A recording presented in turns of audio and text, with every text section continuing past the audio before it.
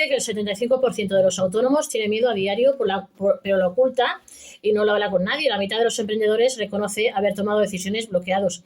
El miedo condiciona más decisiones de las que se reconocen entre los emprendedores. La mitad de los autónomos admite haberse bloqueado alguna vez y, lo que es más grave, la mayoría nunca lo habla con nadie. 3 de cada 4 autónomos no verbaliza sus miedos, impuestos, incumplimientos, errores y soledad. La mitad de los autónomos y empresarios reconoce que muchas veces el miedo les bloquea a la hora de tomar decisiones importantes, aunque 8 de cada 10 evita hablar abiertamente de ellos. Una emoción omnipresente en quienes emprenden, pero sigue tratándose como un tabú que rara vez se verbaliza porque no quieren parecer débiles.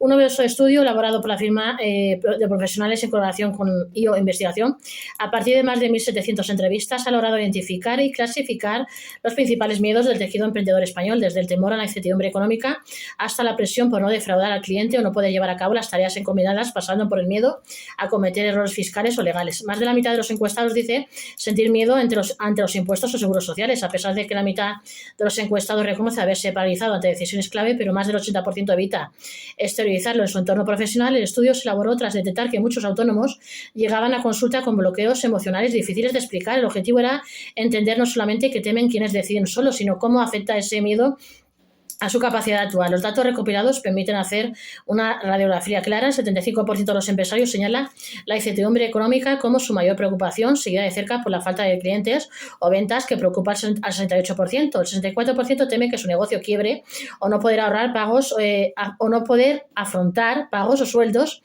y un 63% menciona la falta de liquidez. A esto se suman miedos relacionados con la fiscalidad, el trabajo en equipo y la gestión operativa. Más de la mitad de los encuestados indica sentir miedo ante los impuestos o seguros sociales, ante la posibilidad de contratar a la persona equivocada o ante la incapacidad de delegar funciones. También hay preocupación por no poder cumplir con las metas, tomar decisiones arriesgadas o cometer errores legales. Se trata de miedos prácticos que rara vez se verbalizan, pero que condicionan silenciosamente la toma de decisiones. Los emprendedores de éxito se enfrentan a miedos virtuales para compararlos con los reales. La investigación incluye también un experimento de realidad virtual dirigido por la neurocientífica. 3 emprendedores de éxito se enfrentaron a situaciones de vértigo físico extremo, como caminar sobre una cornisa o saltar al vacío mediante unas gafas de realidad virtual, con el objetivo de comparar sus reacciones fisiológicas con momentos de alto estrés profesional.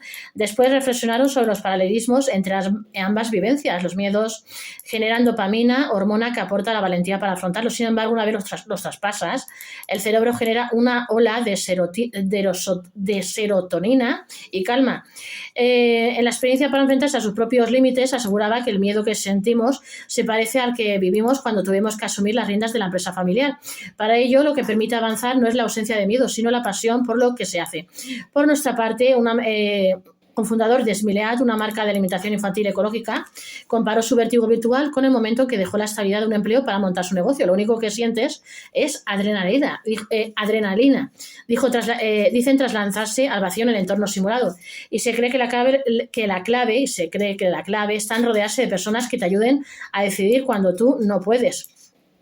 Harry Brennan, fundador de la cadena hotelera Chip y Bassett, recordó en el experimento momentos de su trayectoria en los que cada movimiento parecía una amenaza, entre ellos una reforma de modelo de negocio o una crisis reputacional. Se cree que la diferencia no es tener miedo, sino no permitir que te detenga. El estudio revela también diferencias por perfil. Las mujeres empresarias declaran sentir más presión que los hombres, con un 84% frente al 70%.